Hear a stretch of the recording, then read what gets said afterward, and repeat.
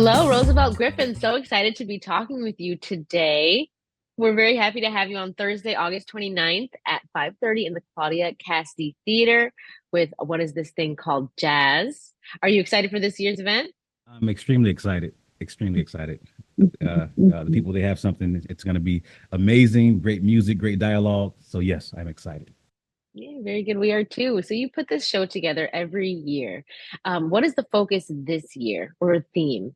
Well, the theme is obviously what is this thing called jazz, but according to today's young musicians, I think there's a lot of thought as it relates to jazz. Jazz has impacted many people in different ways. We have an older generation who experienced jazz. Many of them experienced it firsthand as it was developing, as it continues to develop. And so this year we're going to honor, highlight, and share the perspectives of some amazing young talent. We have ranges, the age range. I think the youngest is might be 19 all the way through mid 30s. So they'll be able to share their perspectives as on what jazz is to them, how it impacted their lives as students, and now as professional musicians who travel the world. Very nice. And have you noticed any differences between this year's group and last year's group, for example? Well, last year's group, we featured um, alum from the Jazz Institute's Jazz Links program, and they were amazing. And I think what we did last year, some of the dialogue led us to doing what we're doing this year. Instead of just having a group perform while I give a presentation, the group will be the presentation. We will hear some of their original music. We will ask questions. So it's a mixture of some dialogue as well as some music, some performances. Oh, very exciting. So can you tell me a little bit more about our newest group of young members for the Next Gen Jazz Quintet? Yes. So some of our featured artists, I'll call them artists because I'm actually fans of theirs. Mhm. For years I would go and listen to them. You have Kevin King is one. He's one of the most electrifying saxophonists in the country right now. I think Kevin might be in his mid 20s, maybe. But he plays all genres of music. And I remember Kevin as a student. I remember he may have been maybe seventh grade, eighth grade. And I remember seeing the spark in his eye, and when he when he got a hold to it, he didn't let up. And now Kevin is probably one of the most sought after saxophonists.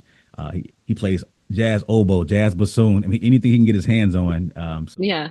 So I'm excited to hear him. Then we have Ryan Neither.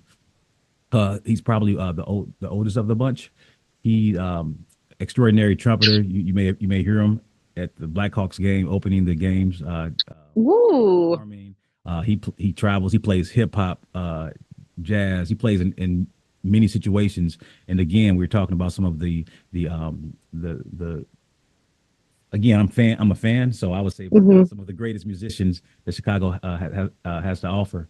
And that's in Ryan Neither. Then we have Frank Morrison. He's one of the younger ones. Frank Frank is probably 23. I think he's 23 now or getting ready to turn 23. Since he's graduated from high school, he has been on most of the stages here in Chicago, but he's traveled the world already with legends, with some of our time's greatest musicians, some of those who brought us to this point in the genre. And so to and I actually get a chance to play with Frank every now and then in a brass band, the Chicago Windy City Ramblers. And I've been around for a while, mostly in education, but to play with this young man is a privilege. And then we have a few others coming to the stage. But yes, so we just have a great group, and I think that they're wise beyond their years, especially some of the younger ones. Hmm. And so I'm really looking forward to getting their insight because I believe jazz has impacted them a lot differently than it has me and some people who are older. And so I think it's right for us to see where jazz is, where it's headed, because these are the ones taking it to another level. So. Absolutely. So, what is the process for choosing who will be in the quintet? What is that like?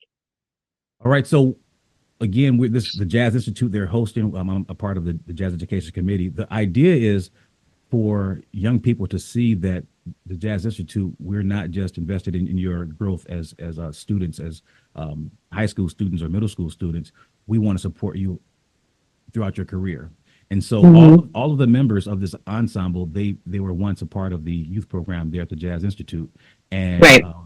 and so I think what it shows is that the Jazz Institute does a great job of nurturing and providing great instruction and encouragement to students. So much that they become quickly some of the best in the world, in my opinion. Um, Yeah. and so what we're looking to do is highlight the alum from the Jazz Links program. We're highlighting those who came through the program and who have taken what they've learned and experienced and taken it to the world. And so the criteria is simply you're a musician, you're a working musician, and you've come through the program, and we want to honor your work and also provide the world of those who are in attendance to hear your perspectives as you know what jazz is. Yeah.